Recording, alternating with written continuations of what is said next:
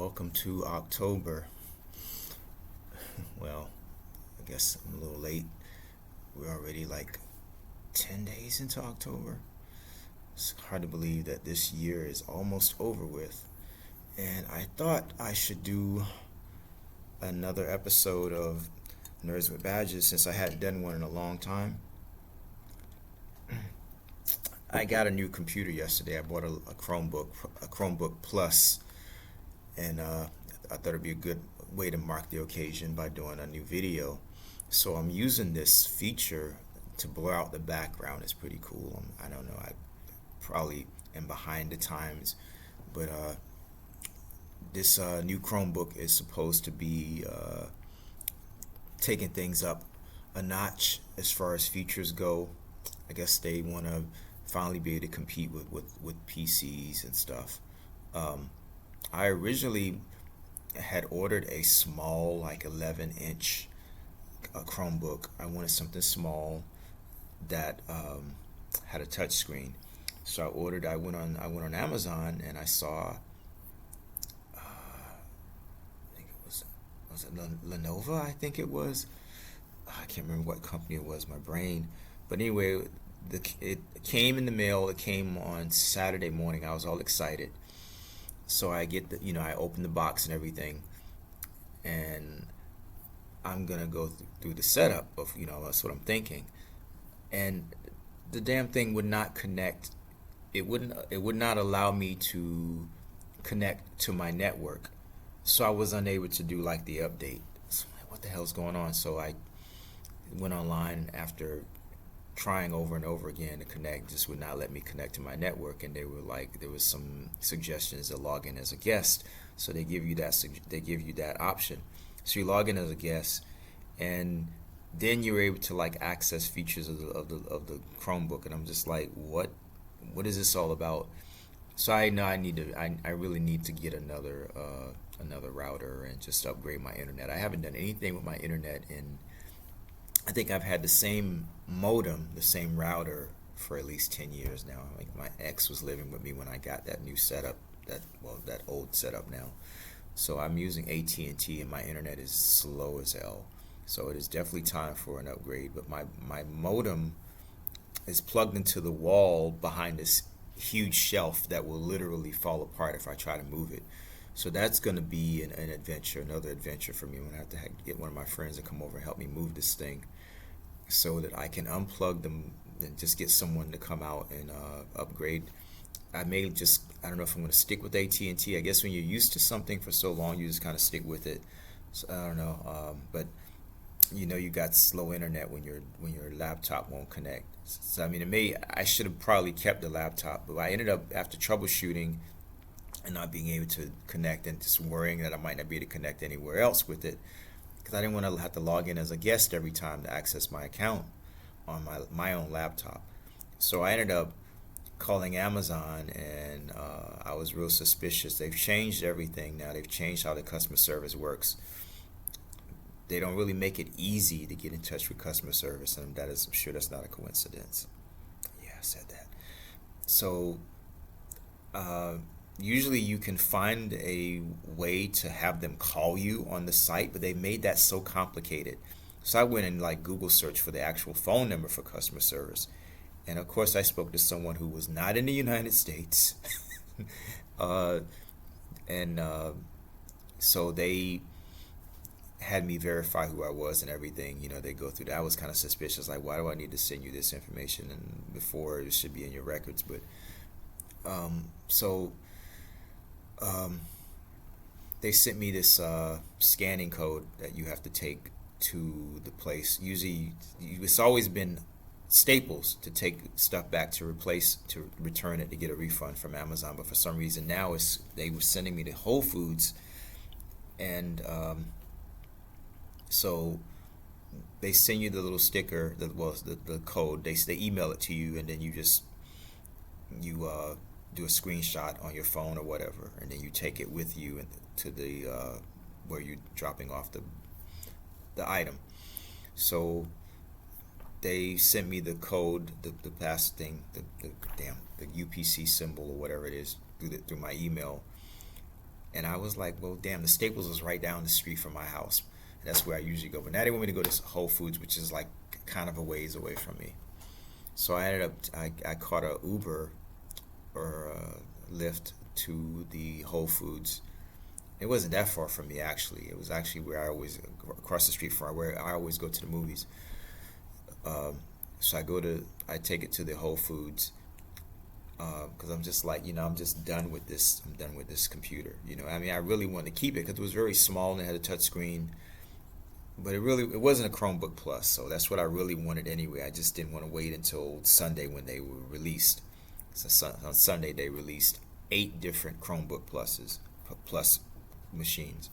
So anyway, they give me a refund at Whole Foods, and I was like, well, I could just go to Best Buy and just maybe just get a Chromebook Plus since they're out now. So I go to Best Buy, and I'm there for about I see an associate and we're talking and everything, and he's like, oh yeah, we have some, and that they hadn't set up a display yet. So I was waiting around for that, and then the associate had me waiting. They were going to, I guess, get one from the back. And then after, I probably was in the store for a good 40 minutes, 45 minutes. I'm waiting around. I'm like, okay. And he comes to me and he's like, we do have one, but the problem is the one we have is a display unit, so we can't sell it to you. So I'm like, okay. So thank you for wasting my time. So I said, well, let me walk over to Target, because Target is like right next door. So on La Brea and Santa Monica, they're at the Target. They have the Target, and they have the Best Buy, and I guess the GameStop is still there. I don't know if the GameStop is there. It's like a little shopping area. And so I go over to Target, and I've got this gift card. I figure I'll use the gift card, $50 gift card I got for entering a Halloween contest, a costume contest last year. So the $50 gift card came in handy.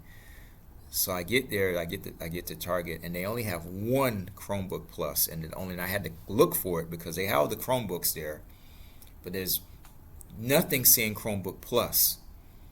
I'm not surprised. I mean, it's Target, but anyway, I'm gonna be nice. So I finally, after looking and looking and looking, they had a Chromebook Plus. It's in a brown cardboard box. All I know is that it's 14 inches. That's it. Nothing about the specs or anything. I didn't know anything about the backlit keyboard. Didn't know what the color was or anything. But it was 14 inches and it was a Chromebook Plus, and that's what I wanted. So I got it, and I ended up spending.